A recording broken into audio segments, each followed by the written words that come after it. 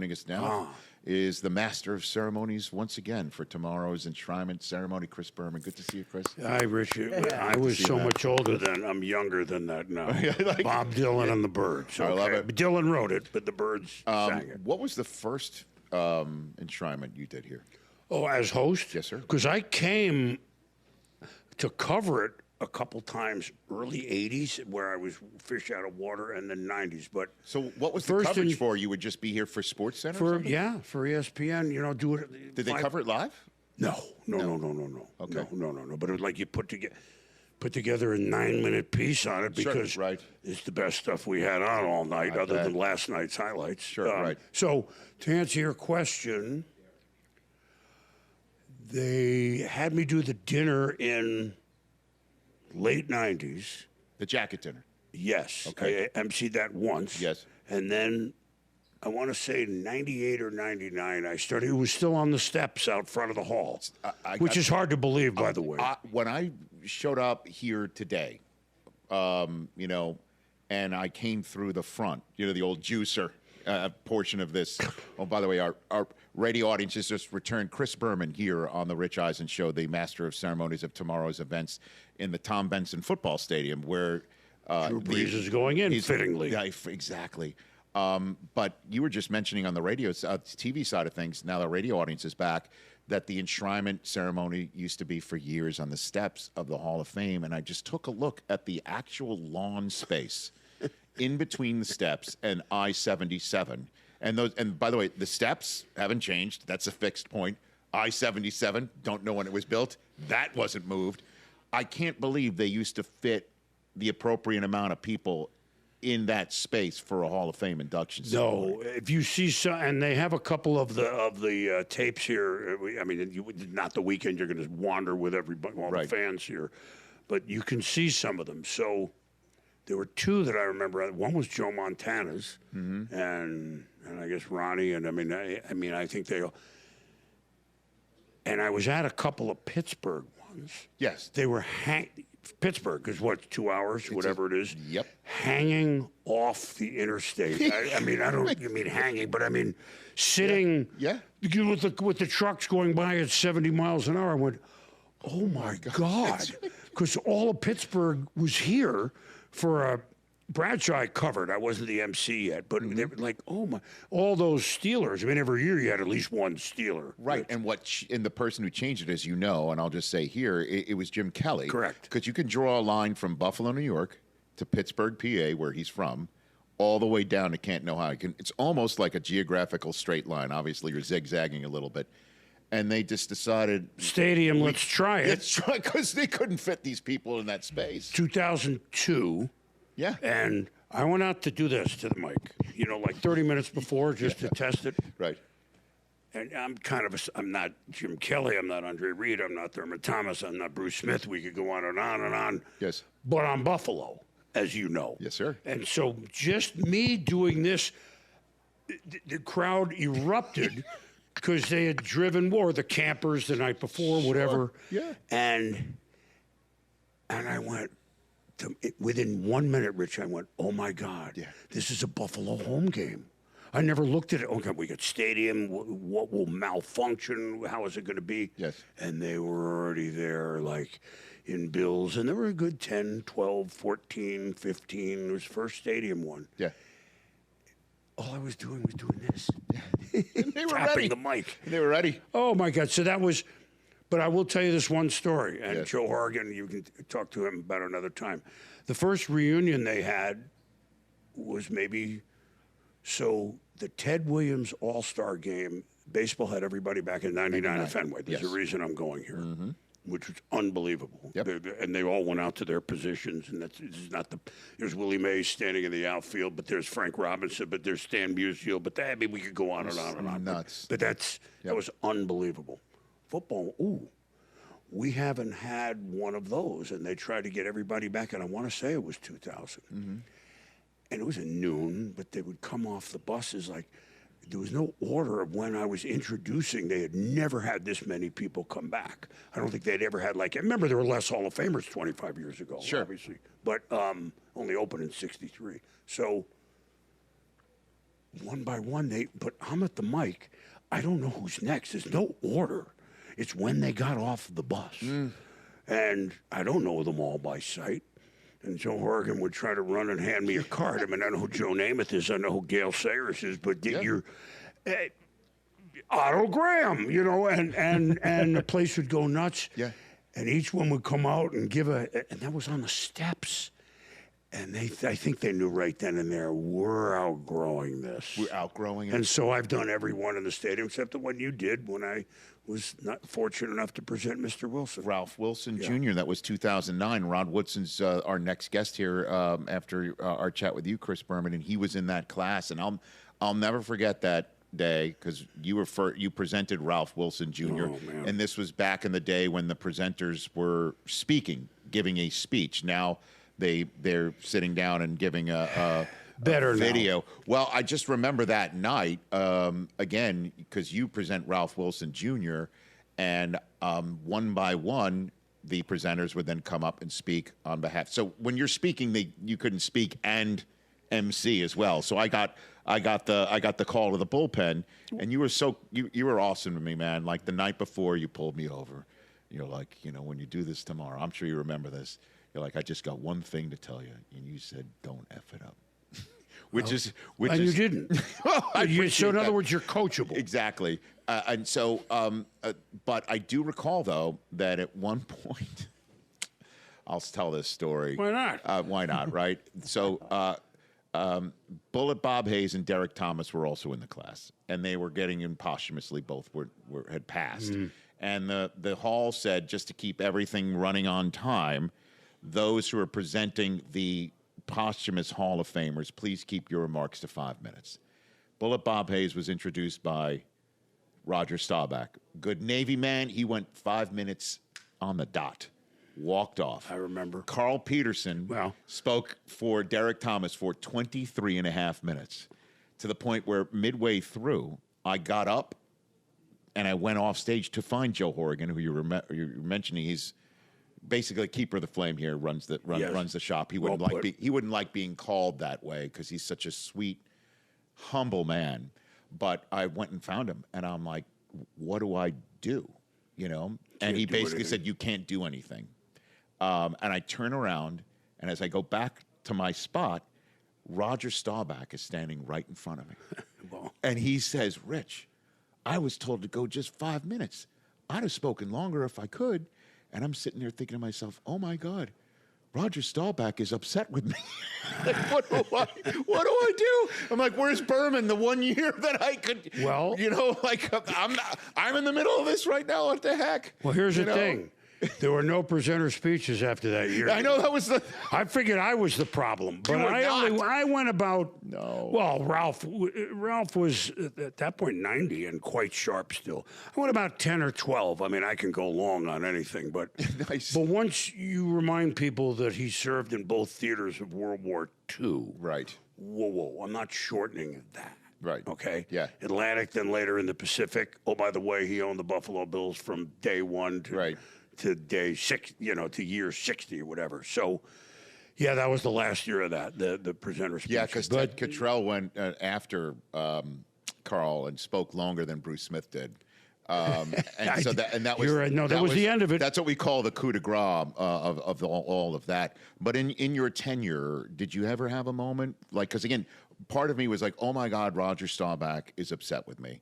And the other part of me just remembers growing up in my basement in Staten Island, New York, watching the Tom Landry Cowboys in that offensive line that would get up and then reset. Oh God, yes. And I'm thinking, part of me was also, oh my God, this is Roger Staubach. This is the coolest thing ever. Have you had that moment as a MC? Not here, but here's what came to my mind when you were telling me that story. Please. Have I ever? Because you can't get up and pull a Hall of Famer off. No. It's not up to me anyway. I mean, we just work here, Rich. Would you like it? Would you like me to supersize your French fries? The number 2 meal, apple pie on the house. I can do that. Sure, okay, right. Kind of like I am at ESPN now. Would you like an apple pie? I can add one. Yes, so right. I'm kidding, of course, but I had a moment, different thing, but a Hall of Famer. Okay. So it was at the Ivy League football dinner, which we have every couple of years, and each of the 8 schools has someone who, whether they were a pro football player or not, or something had to do with football, and there are 8 of them, and I'm an MC for half of it, and Jack Ford is MC for the other half, and we Chuck Bednarik, Penn, and this is a while ago. Sure. And Chuck, Concrete Charlie, the toughest player. Well, there are many in his category, but no above him. Correct. Okay. And even though he's much later in years and he was, battling some things, and he told the same story, not back to back to back, but for the third time. And we're about 15 minutes in, and I knew he'd gotten somewhere, but he hadn't gotten anywhere. And this is Chuck Bednarik. He might turn around and slug me, even though he knows me, Sure. but, I kind of walked up gingerly. He didn't really see me yet, but then you make a little shuffle and Sure. you notice something was going. And I put my arm around him and we got through it. Like he didn't know right away why, but they finished Sure. like 2 more sentences and thank you very much for this honor. Yes. And that breath of relief, you can still hear it today. I bet, man. I thought I was in trouble. Bet. That is not So not here, but similar. Got it. But you've never had one of those moments Here? of like this is a Hall of Fame, like Jim Well, Brown. they You're go calling out on Jim Brown. I mean, Well, you got that. I'm friends with all of them, so I know that. I know. So it's their moment, Got it. And it's. Was flustered by the shorten, which has been shortened more ever since, Right. well, not ever since, but as we move on. Peyton, because, Peyton, within two minutes, he goes, oh, my God, I can't believe I only have 6 minutes to go. Like, I have so much to say. Well, I mean, Peyton Manning also, his speech was produced where they had photographs that matched everything that he was talking about. Right. I mean, that was one of the most beautifully produced speeches course. I've ever seen. Duh. I know it's Peyton Manning, Yeah. right? The King of Omaha had it all scripted out with the photographs to match when he was talking. It really was beautiful. Last one for you here. Speaking of no one circles the wagons, the opener for the new Bills Stadium is a Thursday night. I know. Does that work for your schedule? I don't want to reveal I anything don't or whatever. think so. I committed to something long before somewhere totally else. We'll see. Okay, that'd be a big thing. Obviously, That's a big deal. Could you imagine if the Bills finally do it in a year where they open their new stadium in a house that Josh would never want me to say this. So, and this would be, I know. In the house that Josh helped build. Let's I put it agree. that way. Obviously, he didn't, but Hey, listen. why wouldn't they? The fact that Lucas Oil happens after Peyton Manning's been there for a couple of years, I mean, these obviously it would, and they could. I mean, they could every year. Right. I mean, Josh Allen's still quarterback. He sure is. So, there's no clear-cut Seattle Rams in the AFC as we sit here in early August to start analyzing. It would be an unbelievable thing. Right. It would be. I may get up there before that in late August to do some interviews, and they already said, well, we got to take you in. That stadium is built on time. When's the last construction project, highway, your driveway, or stadium that bathroom addition? That's right. When's the last construction project that that was done on time or ahead of time? Respect. So sure.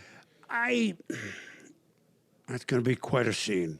I got to try to. Before the schedule comes out, I had committed to something. It's Understood. No, I just took a stab to see that. It's funny. I get to Canton. Mm-hmm. I do this. We write our stuff. You have the dinner. I write my stuff for tomorrow. I visit with people. Sometimes I'll change a few things Saturday morning for Saturday because I heard a story from a teammate that's better than if I say this. Yes. That type of Those stuff. can come tonight post jacket dinner. When you're hanging that's out. exactly when a lot of them come. Right. 2 beers in. That's right. So, and then I kind of look at now what do we got? Not who's playing in September, but you do this, like Pete Rozelle, the late Pete Rozelle. I know you got other guests, but Go ahead. Pete Rozelle used to say, because I would do the draft, and when first year I hosted it, hosted, I don't mean was on it, but hosted, he was still the commissioner. And then he'd clear the deck, and you'd have just me and the commissioners. I'm sitting here with P. Rozelle. But he would always say, you know, the draft is our time to look forward. And he goes, and then the Hall of Fame, which is before any game is played. The game usually played a day or two after the ceremony. It's time to look back, and then we have the season. And I never forgot that. It's so simple. It's like Chauncey Gardner, right? Like, it's so simple. Mm-hmm.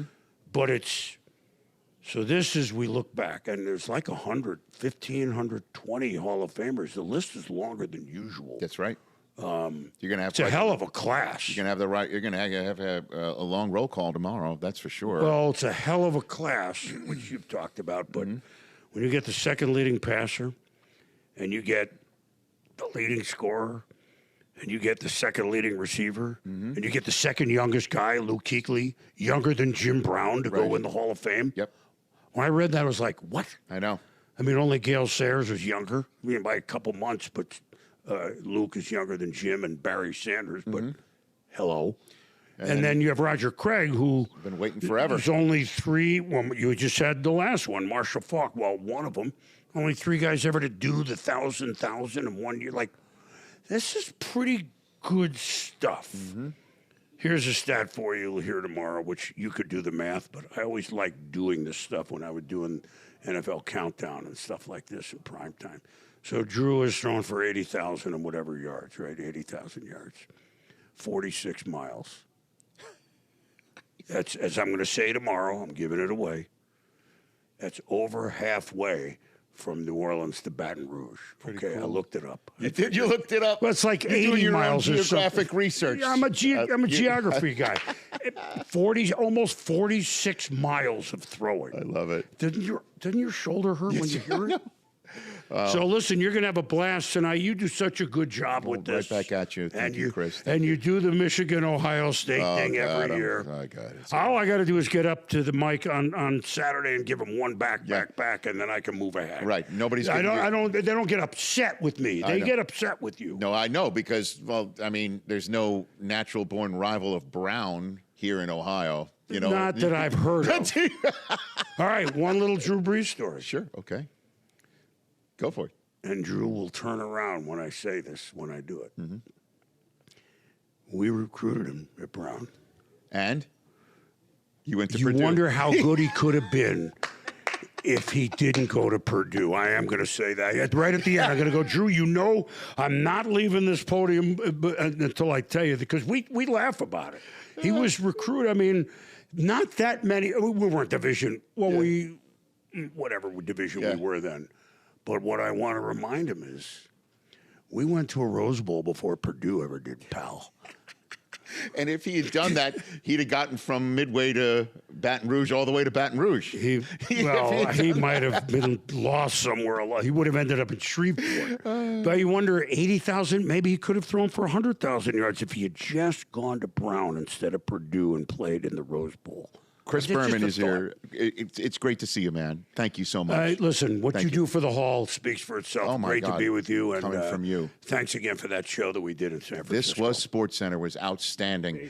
Great to see you. Chris Berman, everybody, right here on The Rich Eisen Show.